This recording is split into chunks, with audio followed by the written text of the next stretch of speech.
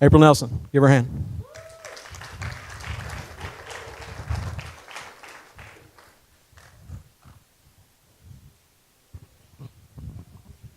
God is so good. I want to tell a story about something that has happened. Of course, over the course of the last year, I know many of you know that I was working with the Hope Line about a year ago. But about a year ago, actually, at the anniversary service, I had just found out that the Hope Line was having some issues and that they were going to be scaling back. And then 2 weeks later, they had some other things, like a donor had pulled out and they lost a lot of funding, and so they had to completely shut down the chat line. And that was heartbreaking for us Hope coaches, because we know there's so many out there that are searching for hope and searching for something. A lot of them don't even realize that they're searching for God. But some of them do. Some of them come on and they know, and they're Christians and they're just struggling. But anyway, so the chat line went away. I didn't really know what I was going to do for work with my physical limitations. There's not a lot that I can do. Then my physical limitations got worse soon after that happened. And it was like, okay, God, I don't really know what I'm supposed to do. Mickey is, of course, in the process of getting disability. Hopefully, we're praying on that still. So I just left it in God's hands, and He has taken care of us in so many ways. It's just mind-blowing. And then I had surgery in June. After surgery, I knew that it was time. I was going to have to start looking for work again, and it's just like, Lord, I started to get a little discouraged one week, because I was like, I just don't know what I'm supposed to do. When you gave me the Hope Line, God, you literally dropped it in my lap. And I kind of need that again. But I just need clear guidance, because I don't know where to look. I don't know what I can do. I just need you to show me what I am to do. And I remember specifically saying to Him as I was praying, God, sometimes we get confused and we think that you are a part of our story, when actually we are a part of His. And I just said, I have to give this to you. This is your story. You have to write it. It's in your hands. And I kind of felt Him whispering, maybe you should contact the Hope Line again. Sean, contact that lady that took over and just see where they're at. But it was like, not today. I didn't think I was supposed to do it then, but it was in the back of my mind. The next morning, this was on a Wednesday, the next morning on Thursday, it was as if I was sitting waiting for Mickey to get out of appointment, and it was as if it was like, call the Hope Line. Okay, I will call. So I did, and she said, God is so good, April. She said, I just found out yesterday at 3:00 that I can hire 2 Hope coaches. And it was just so awesome, so amazing, because that was all God. And I just want to encourage each of you here that allow yourself to be part of God's story. I tried to do it another way for so long, but it is so worth it to give it to God. The peace that you have, I didn't have that heaviness. Even though I got a little discouraged, it wasn't like years before where I was just beaten down and wore down and didn't know, and confusion and chaos and all that, because I have that assurance that this is God's story and He's going to do what He will, and it will be good. Awesome. Thank you, sir. All right. God's coincidences, right? How many of you went through the Freedom in Christ course at some point in the last year? Okay, put your hands down. How many of you feel like you really got something from that? It was some kind of blessing. About half of you. That's good. No, I'm kidding. It's a little better than that. We've got somebody that went through the course. Josh, come on up here, man. And, man, as it was going on, I could just see the wheels turning in this guy. You know, it really just kind of lit a fire in him. And so I just wanted to ask him to come up and just kind of share maybe the difference in his life now as opposed to a year ago. You know, I think that's a good thing for us to do. That's a good touchstone. Go back and look at where we were and where we are. And so, my boy Josh. Well, I'm terrible at public speaking, so. All right. So I'll start off with, mine's kind of a story of pride. I was very prideful. I grew up going to church my whole life. And then I moved out of my parents' house at 17, and I eventually joined the military. And, I took wrong turns, and something funny happened. While I was in the military, I was deployed to Iraq for a year, and my mother wrote to me quite a few times, and something struck me after I got back, because while I was in Iraq, all the crazy stuff that happened while I was in Iraq, my mother sent me a Bible, and all the stuff that ever happened to me while I was in Iraq, I never even cracked the Bible open. I never even took it out of the box. But after I got back from Iraq, and I eventually got saved, I opened the Bible up. And in the Bible, it had a picture of my kids in there. I still have the picture today, but, my mom said she prayed for me every day while I was over there, and not once did I pray while I was in Iraq with all the crazy stuff that was happening there. But fast forward to after Iraq, a lot more crazy stuff happened.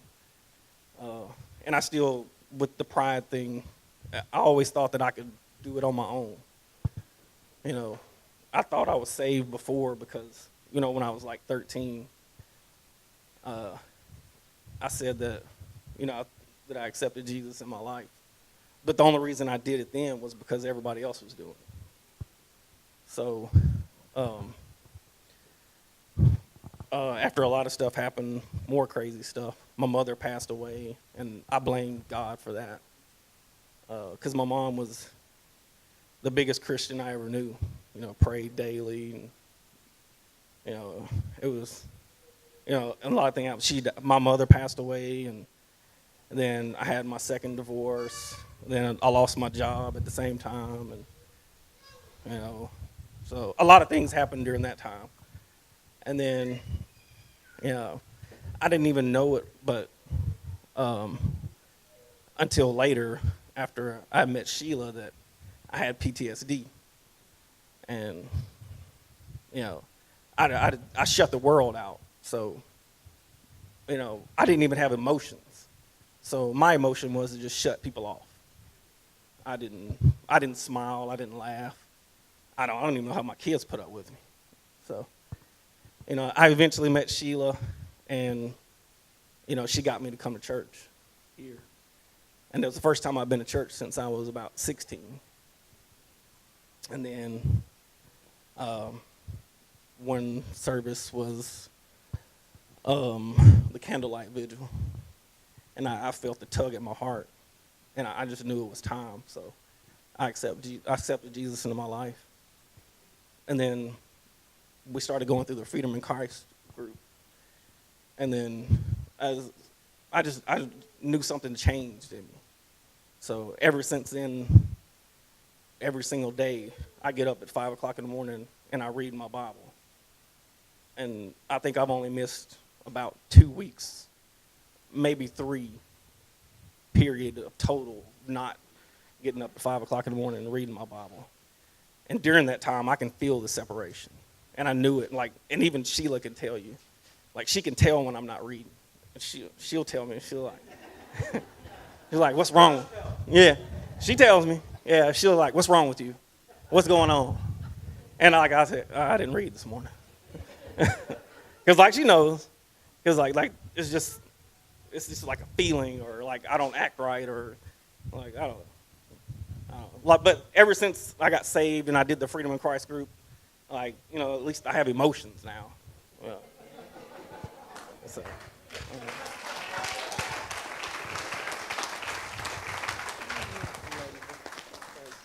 I love that story. He went through that group, and by the end of the group, he's like, hey, what can I do?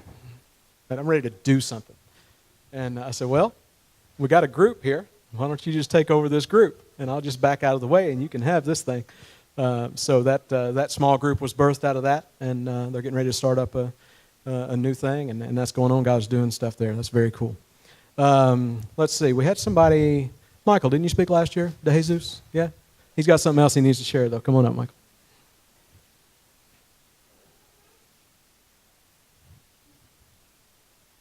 You know, we can't have you giving testimonies every year, you know. You can't just keep having cool stuff happen to you I'm just kidding. How are you guys doing today? So last year I gave my testimony pretty much how God worked to get me back into church, everything that went on. So just a quick little thing. In my teenage years, I was pretty much doing drugs, drinking, and I was just very lost.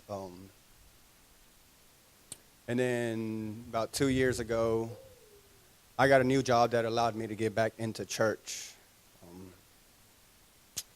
So in the past year, I've gotten to the point in my life where I've really gotten to know God, and that's been the difference in my life. Not just coming to church, not just coming Sundays and Wednesdays, but actually on my own, reading the Bible, getting to know God, and building a relationship with Him, how we all should, because it's very important, and I truly believe that in my heart. Like Josh was saying, when I don't read the Bible or I don't have a relationship with God, I feel cut off, not just from the world, but from my wife and from my church friends, and I just don't feel like myself anymore. But when I am close to God, when I'm reading, I worship and I feel His presence. I feel His love. I feel His love surrounding me. Even right now at this moment, I know God is here, and He's saying He loves me, and He's saying He loves you too. I've been through a lot in my life, and I've never had any kind of love like this in my life. And I think it's important that you get to know God, like truly get to know God and truly have a relationship with Him, because it might not be weeks, it might not be months, but after a year, after 2, after 3, you will see a radical difference in your life that is unexplainable, and you won't be able to explain it, because all you'll be able to point back is to God, because He did it. I have something I want to read. It's from Luke. And it kind of just goes with how much God loves you. So this is when God was in the garden praying before the process started of Him getting taken to the cross. I just want to read just a couple of things on here. So the Spirit... All right, so let's see. So I'm going to start in Matthew 26, verse 38. Then He said to them, "My soul is exceedingly sorrowful, even to death. Stay here and watch with me." He went a little further and fell on His face and prayed, saying, "Oh, my Father, if it is possible, let this cup pass from me. Nevertheless, not as I will, but as you will." Then He went to His disciples and found them sleeping and said to Peter, "What? Could you not watch with me an hour? Watch and pray lest you enter into temptation. The spirit indeed is willing, but the flesh is weak." And then He prays 2 more times for God to take that cup. And that cup that He speaks of is the separation of Him and Jesus. And He did that for us, for our love. He chose on purpose to be the perfect lamb, to be the perfect sacrifice, willing to die and take that punishment for us because He loved us that much. When we go through a lot in life, we don't see at times that Jesus went through way worse for us on purpose. He decided to do that. And if Jesus helped Him get through that separation and Jesus rose Him again and now He's sitting at the right hand of God, He'll do the same with us. We just got to be patient and He'll work His magic. Amen.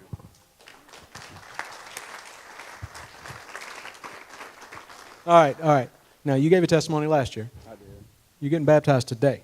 I am. What's up with that? So last year, I didn't get baptized because I didn't necessarily feel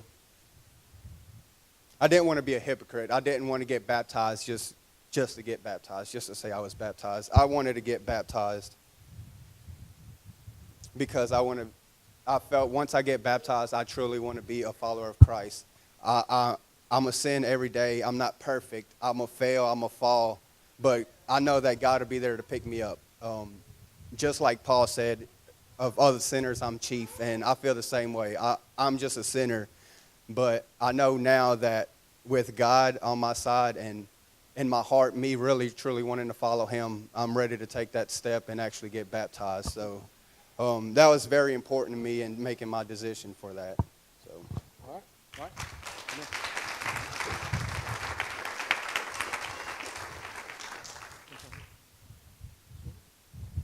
Kim's here?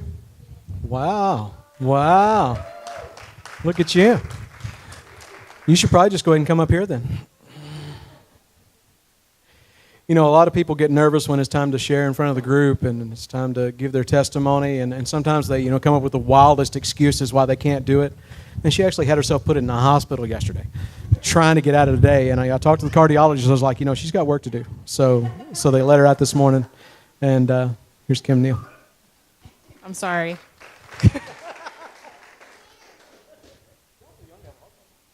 I'm awfully young to have a heart problem. Yeah, that's what I've been told. So Pastor Kent did come visit me yesterday, and I told him that I had made it clear in the politest Christian way I knew how to the nurse and doctor that if they did not have a plan, that I had places to be tomorrow and things to do. And Pastor Kent actually reprimanded me for that. He didn't encourage it. And we also counted how many people told me I was too young to be there, because apparently I'm too young to be sick, and yet I'm still sick. But that's okay. I didn't have much time to prepare, though, because I was in the hospital. So I guess I'll just give you... The hard thing about sharing my testimony is that there's just too much to share. And I explained the other day, that's how I ended up here, that some people, we always say as a church, testimonies are different. We have the spectrum where you go to church your whole life and life is good, and you come to know Jesus and life is still good, and you're thankful right away and life is still good. And then you have the other side where you go through everything possible and life is horrible from beginning to end, and yet you still find joy because you know God. And your testimony can be anywhere in there, and neither is better than the other. And I've always gone, God, why did you put me over here? If it could go both ways, why did I have to be over here?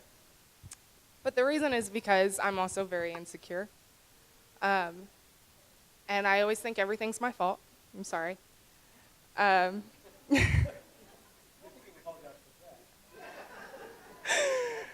can apologize for anything, really.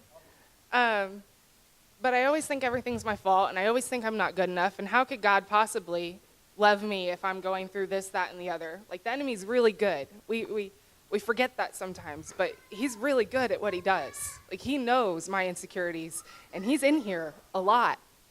And the other day, I cried because my heart issue that you guys prayed for me for had gone away, and it was awesome, and I got a few months of that.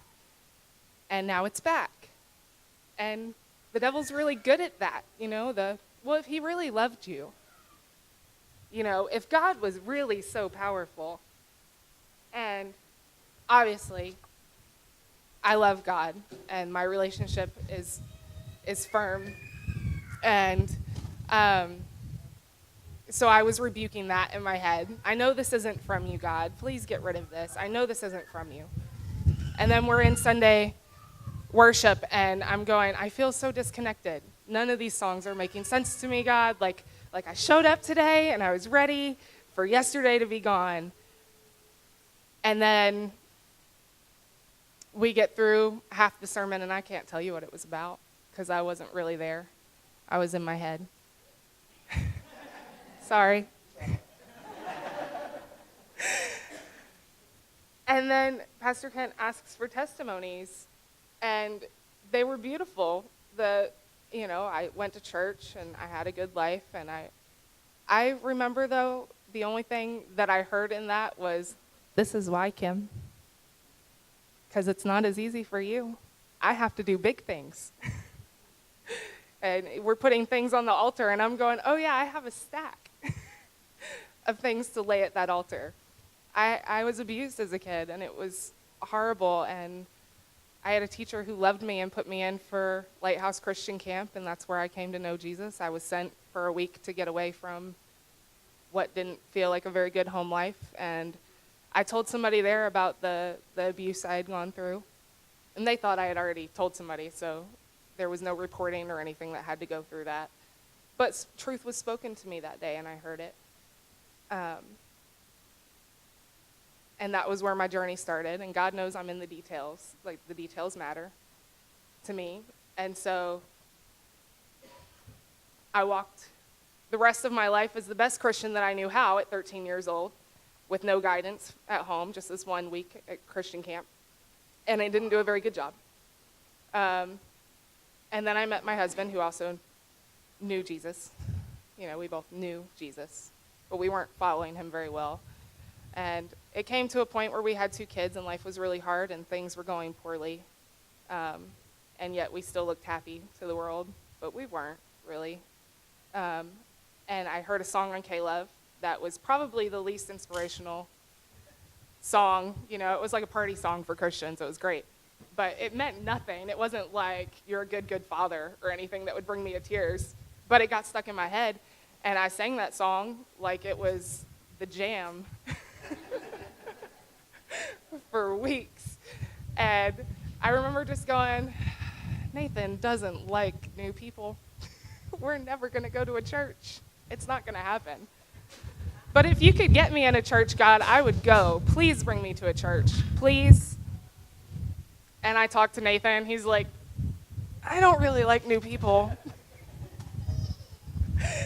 And the next week, he had a flag ceremony come up on a Sunday because he was with the honor guard with the military. And he told me he was going to be gone. I said, okay. And this was July 4th, and not a big deal, right?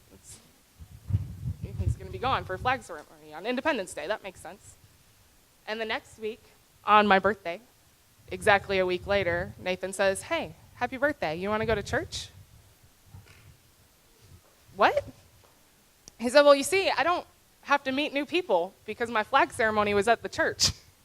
The church requested a flag ceremony in front of them so they could explain the meaning of the flag and how we have Christian roots as a nation. And he said, so I went and I did that. I met the pastor, all the people, and I guess we can go. All right. Happy birthday to me. And in that church, I watched my kids learn about Christ. I watched my husband come into leadership roles and come to know Christ in a way that neither of us knew. We both became baptized.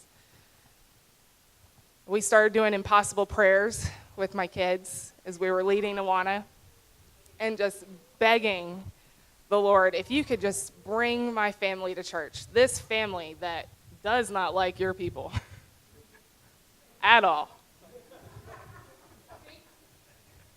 If you could just do that. And I told my kids, pick your impossible prayer. And Angela goes, I'm going to pray that Nana knows Jesus.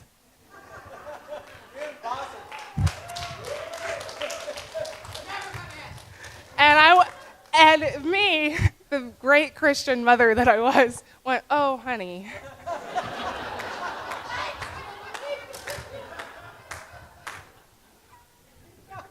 Okay. I said, okay. We'll pray for that. Anyways, the next year, not even a full year later, we were here watching Cindy be baptized.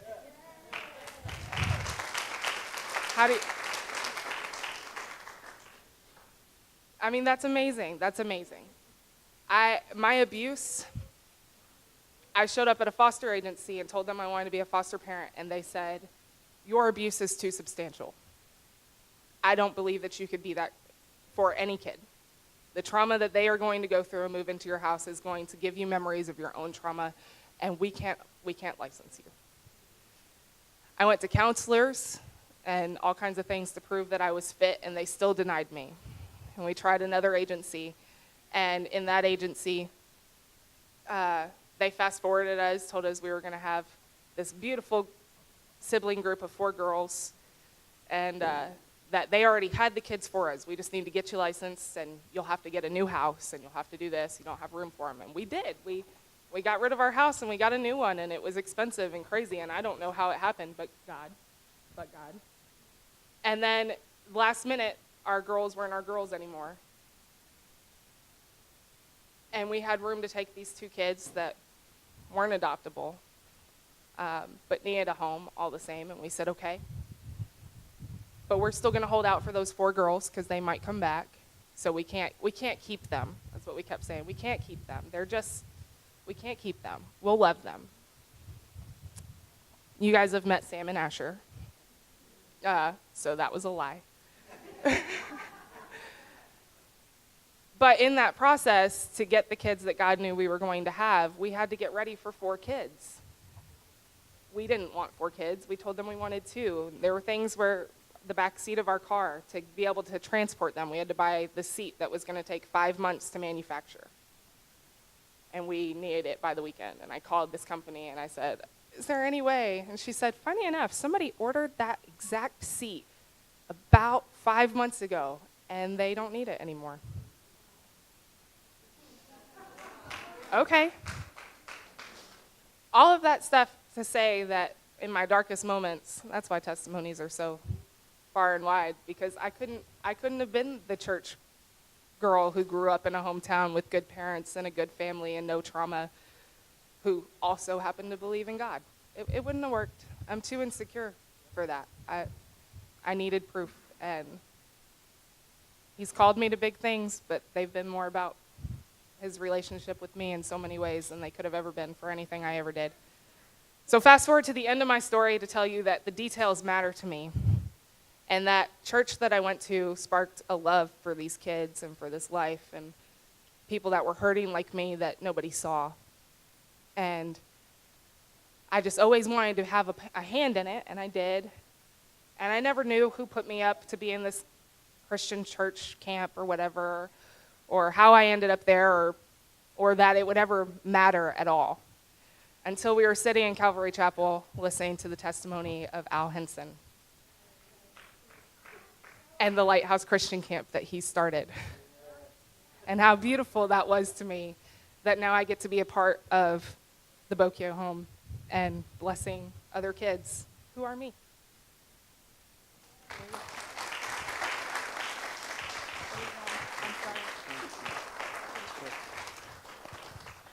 Don't you love when God just reaches down into your story and says, here I am. Here I am. She came up to me after Brother Al had spoken that morning, and she said, he's the reason I got saved. How cool is that?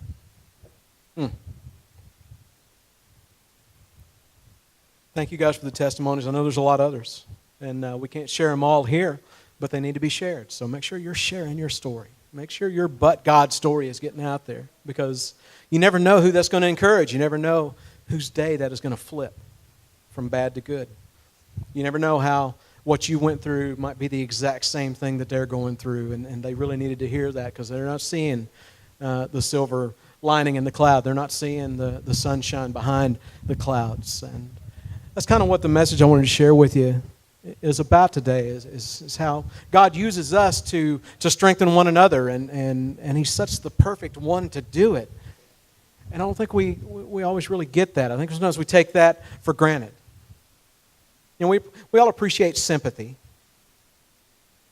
But you know what people crave in our culture? Empathy. You know what the difference is? Sympathy, it's feelings of pity and sorrow for somebody else's misfortune, and that's a good thing. I'm so sorry you're dealing with that. I hate that you're having to deal with that.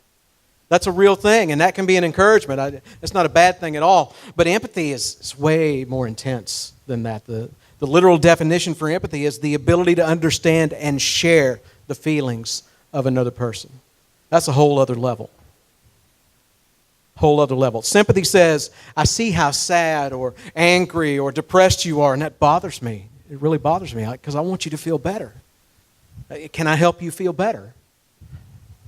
Empathy says, I completely understand how your sadness or your anger or your depression, I know what those things are doing to you.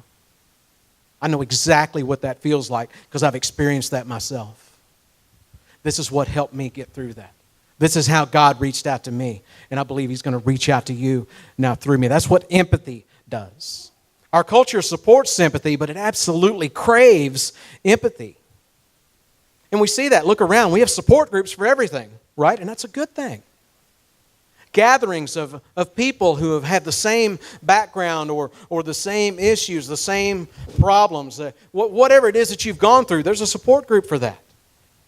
Full of other people who have traveled the same road you're on, and they can give real help. They know exactly how you feel. They know exactly what you're dealing with. And you know the big groups. If I asked you to list those off, you could list probably 100 of them. But this is America. We get kind of kooky, right? So there's some lesser known ones. I went out looking for that this week. I was like, okay, what's the weirdest support group I can find? Found it. Here is. I'm just going to read you the stuff from their homepage when you find their website. It says, "Have you ever been abducted by aliens? Experiencing trauma? Yes? Well, Starborn support is for you." This is real. This is real. This is not a comedy thing. Based out of Maine, this website promises to offer support to those who have experienced the unthinkable. This group has 12 locations along the East Coast, as well as groups in the UK, Colombia, and Latin America. So no matter where you are, you can find someone to lean on in your time of need. How crazy is that? We have a support group for that. Wow. If you need the information, you can see me after the service, so I'll pass that along to you. It makes sense that somebody who's gone through what you're going through can help provide real comfort through their ability to empathize with you. And that's something that's a bit more complex and quite a bit more intense than just being sympathetic. However, there's another situation where empathy can be achieved. And that's what I want to talk about today. It's that being so close to someone that you feel the kind of connection with them that leads you to actually feeling what they are feeling. Experiencing what they are experiencing as though it's happening to you at the exact same time. And you guys know what that is like. That's what it's like in a family. If you're a parent, you know exactly what this is like. If somebody hurts your kid, and it hurts. It really hurts. You don't just feel sympathetic to that. Oh, sweetie, I'm sorry that happened to you. You feel that. But you also feel like you got punched in the stomach too. Enough so that you're ready to fight back. Right? That's empathy. Interestingly, there's actually another thing. One is having a shared experience, going through it. Another is being so close to somebody that it's kind of like marriage. You're kind of one flesh, and what happens to one happens to the other. We see that a lot in families. But there's actually another thing. This is extremely rare. It's a medical condition that explains what I'm talking about. And I heard a guy talking about this recently on a radio show. His name is Joel Salinas. And he talks about a story. He was in his third year of medical school. They were studying brain function, and he was about to begin his part of medical study that dealt with psychiatry. That was the direction he was going. And so he's going out to actually do clinical learning. And he's actually going out, and he's going to have to work in a psychiatric ER. But he's not like the other students. He has a special insight into what's going on with those patients because he has this extremely rare malady called mere touch synesthesia. I'd never heard of it. Extremely rare. Crazy. It's where the brain tries to recreate in you the physical experience that you are seeing somebody else go through. It blows my mind to think about this. It's like your brain feels like that you're looking at somebody else and something difficult they're dealing with, but in your brain, it's like you're looking in a mirror and it's happening to you. And you literally, if they're getting punched, you feel the punch. You feel like you just got punched. This is amazing. Never heard of anything like this. It manifests in a lot of different ways, but you truly feel the physical feelings of other people. That's extreme empathy. It's not just they hurt you, and because we're so close, that hurts me. It's not just that happened to me a long time ago, and so I know what that feels like, so I can empathize with you. You're literally experiencing it at the exact same time. It's very intense. It's unavoidable. He said that he even had trouble when he was a kid watching cartoons. Because you watch the Roadrunner cartoons, there's some bad stuff that happens on there, right? So he would feel like he was falling off a cliff. Literally. He said, but you know, cartoons are okay. I can turn those off. But when I'm watching people, it's different. So he talks about being in the psychiatric ER, and they run into a situation where somebody has coded and they're doing CPR on them. And he's watching this happen from several feet away. But when they do the chest compressions, he's feeling the sensation of air being pushed into his body and then expelling. He's feeling that. And so he's a bright guy, and so he's like, oh, this is good. This is good. I need to experience this. I need to know what this is like. I'm going to be able to help people with this. And his mind is racing as to how he's going to employ this. And in the middle of that, he kind of lost track of what was going on, and the patient died.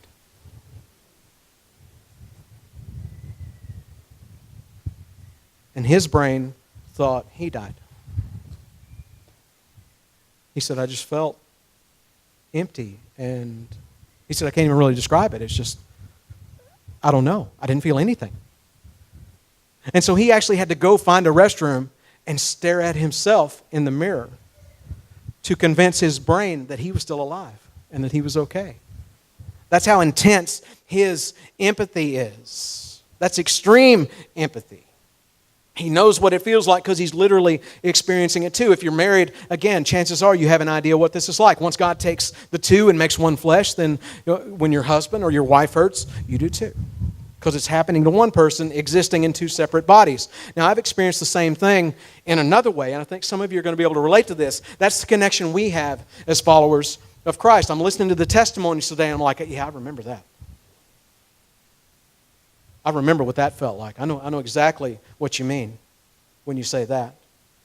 And God uses that. He allows us to help others that we're connected to like that. I've seen a lot of you exhibit extreme empathy for others in the congregation when they're going through something really difficult, not because you had gone through it before, but because you were experiencing it with them in real time during the event. You just felt that close to them.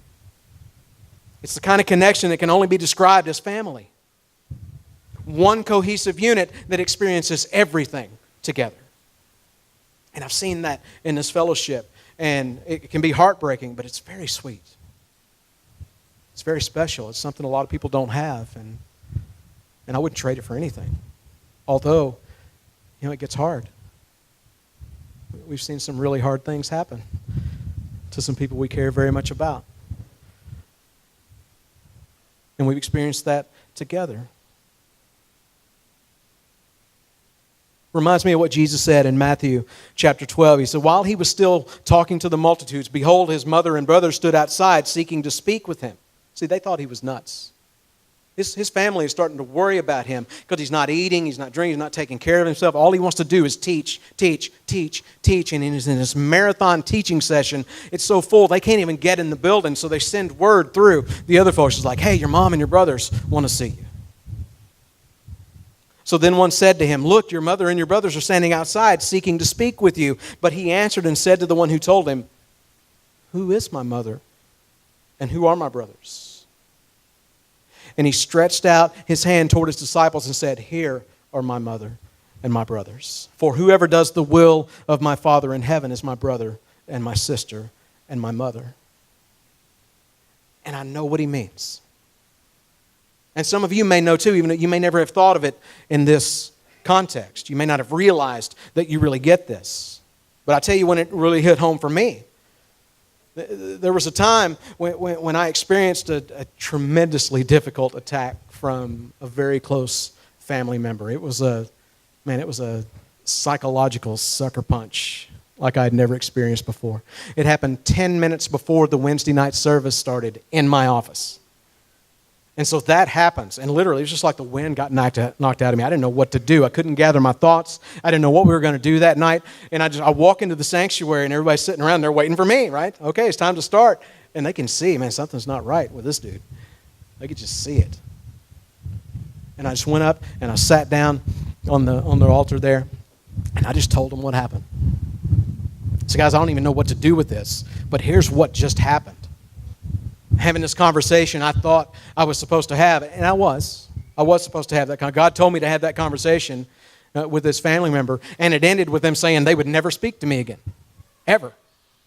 And they stormed out of the office. They actually said the next time they spoke to me would be before I was cast into outer darkness, into eternal judgment. That's what they said.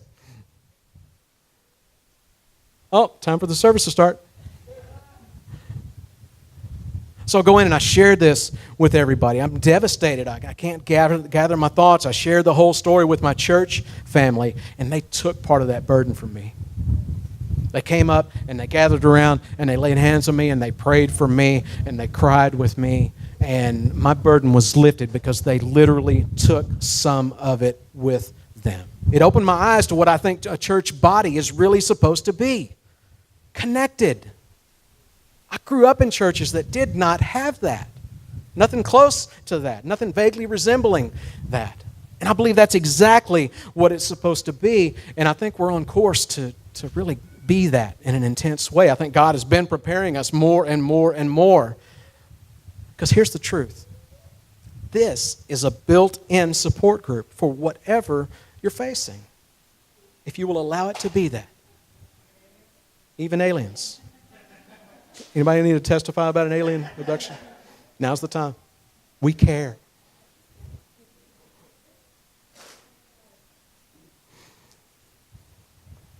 It reminds me of something else too. The fact that Jesus, like a good friend, is full of sympathy. Absolutely. But you know what? He's also full of empathy.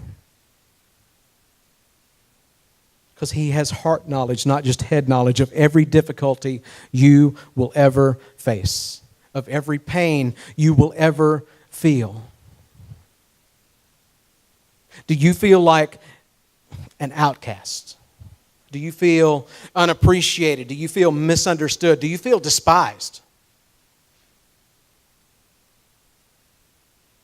Do you feel lonely? Do you feel used? Do you feel loved or unloved, or full of joy or full of sorrow? Do you feel tempted? Do you feel tried? Do you feel like, in the world it's just not fair? I'm doing everything right and it's all going wrong. Do you feel like you're not sure if you can trust all the people that are around you, the people that you thought you could? You've seen some of them turn on you. And you've seen others just kind of wander away, realizing that their relationship with you was way more casual than your relationship with them. Jesus knows exactly what that feels like. Exactly what that feels like. The Bible says, cast your cares upon him. Why? Because he cares for you.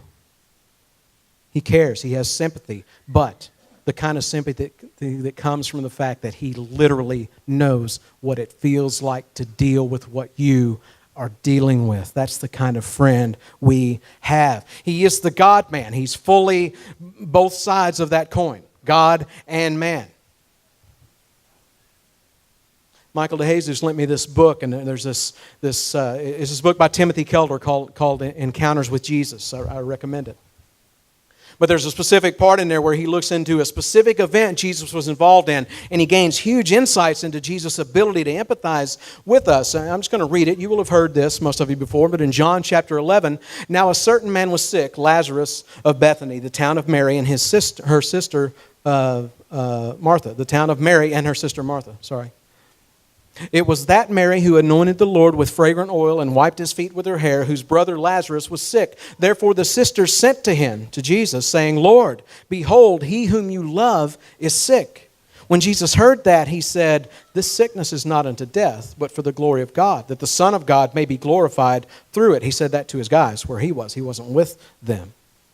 Now Jesus loved Martha and her sister and Lazarus. So when he heard that he was sick, he stayed 2 more days in the place where he was.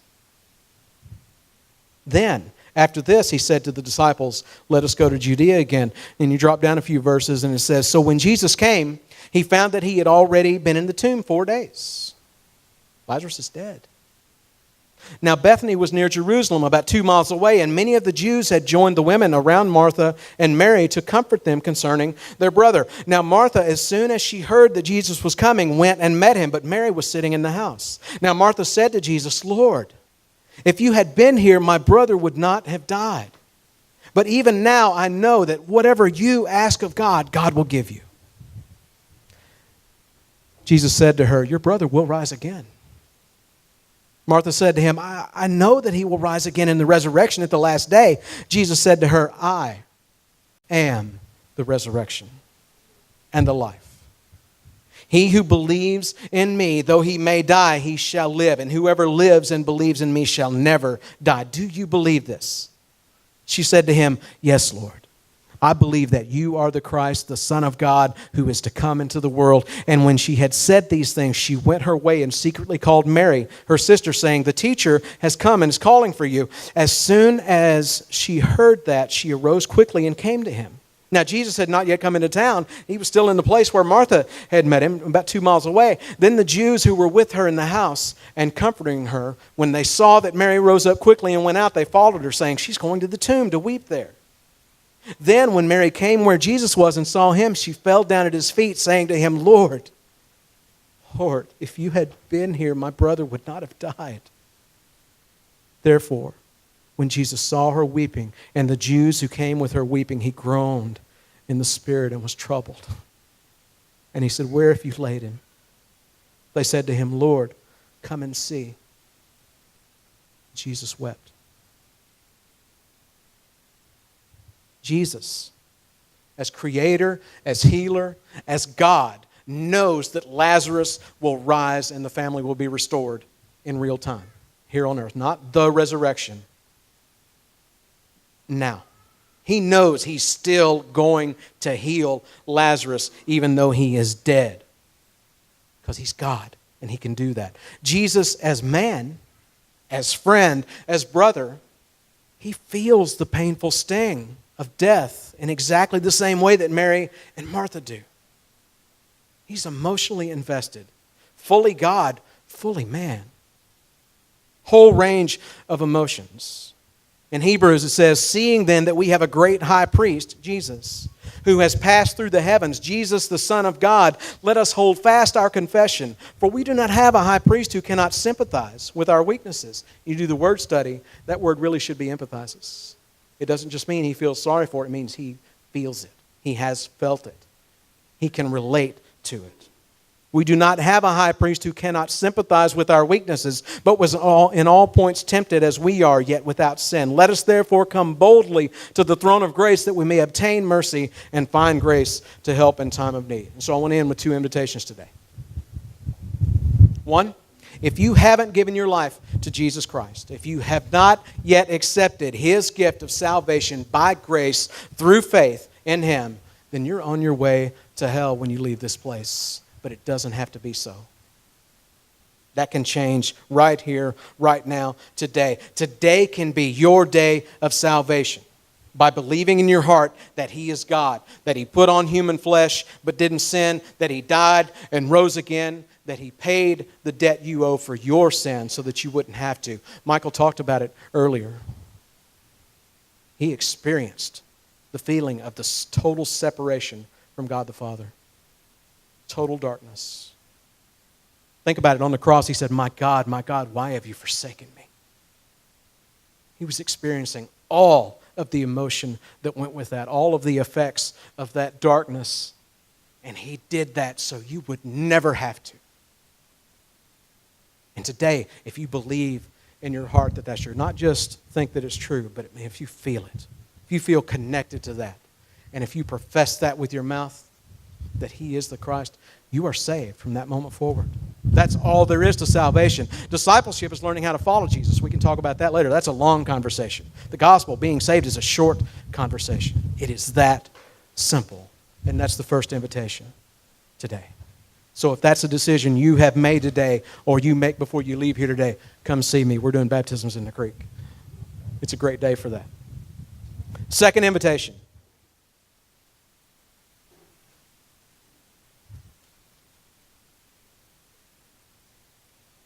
In 1 Peter chapter 5, it says, "Therefore humble yourselves under the mighty hand of God, that he may exalt you in due time, casting all your care upon him, for he cares for you. Be sober, be vigilant, because your adversary the devil walks about like a roaring lion, seeking whom he may devour. Resist him, steadfast in the faith, knowing that the same sufferings are experienced by your brotherhood in the world." Second invitation, the Lord of all creation sees your pain, and it pains him.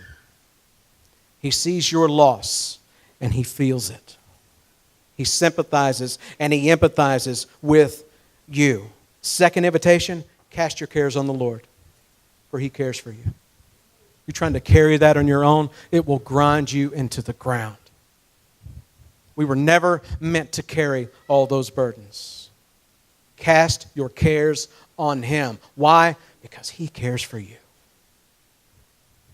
He feels your pain. He wants to lift you up and help you rise above that difficult circumstance. As somebody who has experienced the empathy of the true brothers and the sisters in the church family, I can't encourage you enough to take advantage of what we have here. You can talk directly to God. You can cast your cares upon him straight away in prayer. You can talk to him. And you can also talk to his representatives.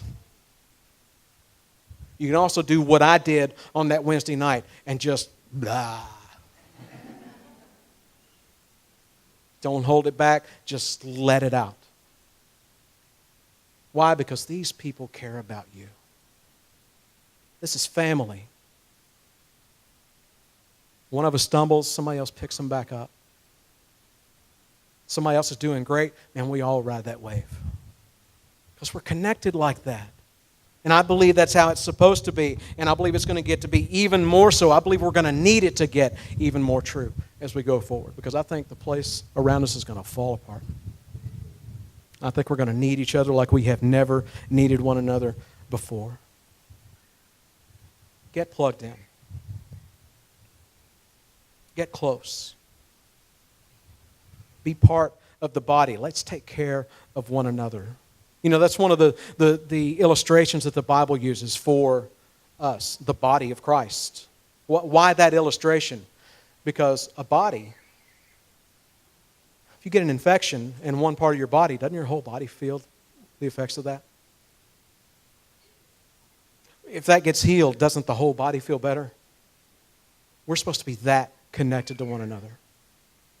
And we can be. There's no reason not to be. Get plugged in. Get close. Be part of the body. Let's take care of one another. And I just want to leave you with the blessing Peter offers at the end of that passage I read from earlier. He says, "But may the God of all grace, who called us to his eternal glory by Christ Jesus, after you have suffered a while, perfect, establish, strengthen, and settle you. To him be the glory and the dominion forever and ever. Amen." Father, I thank you for today. I thank you for these people. I thank you for this message. I thank you for the testimonies. What an opportunity we have today to just bring you glory and honor, and I thank you for it. This is all for you. You are the reason we are here. Lord, I pray that you would stir the hearts of anybody who is not yet saved, that this would be the day that they give their life to you. And I pray for those who are here, but not really here.